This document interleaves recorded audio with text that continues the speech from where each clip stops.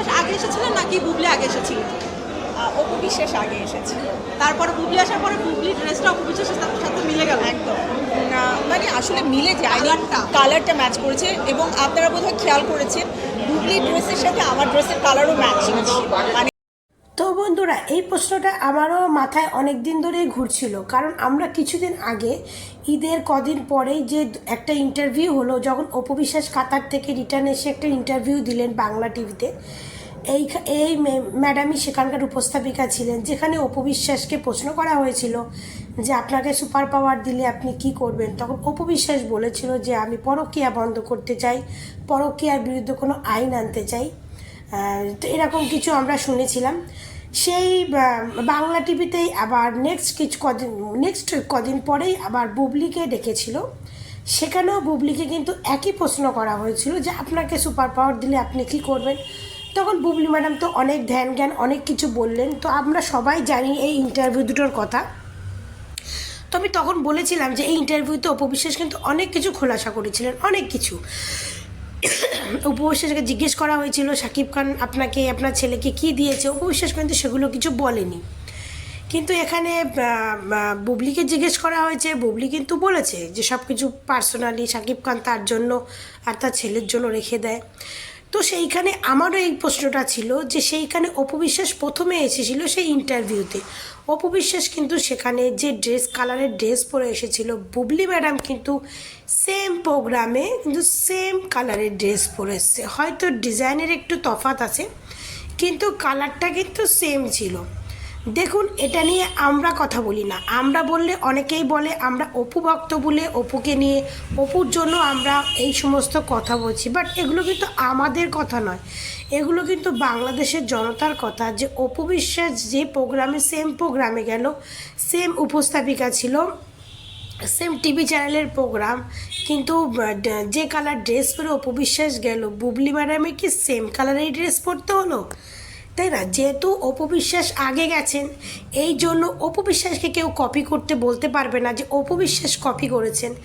Bubly madam Apu বিশ্বাসের পরে গেছেন, তো সবাই জানি তাহলে বুবলি ম্যাডাম কপি করেছে। তো এটা দেখুন, এটা নতুন কিছু নয়। বুবলি ম্যাডাম যে অপু বিশ্বাসকে নিজের আইডল মনে করে চলে, এটা আমরা নতুন কিছু মানে নতুনভাবে শুনছি না বা নতুনভাবে জানছি না। বুবলি ম্যাডাম অপু বিশ্বাসকে নিজের আইডল মেনে চলে, তাই অপু বিশ্বাসের টোটাল জিনিসটাই কপি করতে চায়। অপু বিশ্বাস যা করবে Bubly madam same to same copy করে। তো এই জিনিসগুলো কি এই বুবলি ম্যাডাম এই পরকীয়া রানীর ভক্তদের চোখে পড়ে না? পরকীয়া রানীরা তাকে নিয়ে যে এত গর্ব করে, এত গর্ববোধ করে যে কথাগুলো বলে, তাদের কি নিজস্ব কি মানে লজ্জা শরমটুকু নেই? যে প্রতি পদে পদে ও বুবলি ম্যাডাম প্রমাণ করে দিচ্ছে যে সে অপু বিশ্বাসকে ফলো করে, অপু বিশ্বাসকে নিজের আইডল মনে করে। তারপরেও এই পরকীয়া রানীদের মুখে যে এত বাতেলা এদের কোথা থেকে আসে, এই বাতেলাগুলোই আমি খুঁজে পাই না যে এই বাতেলাগুলো আসে কোথা থেকে। কারণ আমরা প্রতি পদে পদে প্রতি সেকেন্ডেই দেখি সব কিছুতে অপু বিশ্বাসকে নকল করবে এই পরকীয়া রানী। মানে এই পরকীয়া রানী অপু বিশ্বাসের সংসার নষ্ট করেও হয়নি, তার কেরিয়ারে অর্ধেক কেরিয়ার মানে সে এখন অপু বিশ্বাস যা করছে সেটাকেও কপি করেও তার হয়নি। সে এখন পুরো মানে অপু বিশ্বাসের টোটাল জিনিসটা মানে হাগা মোতা খাওয়া টোটালটাকেই কপি করতে চায়।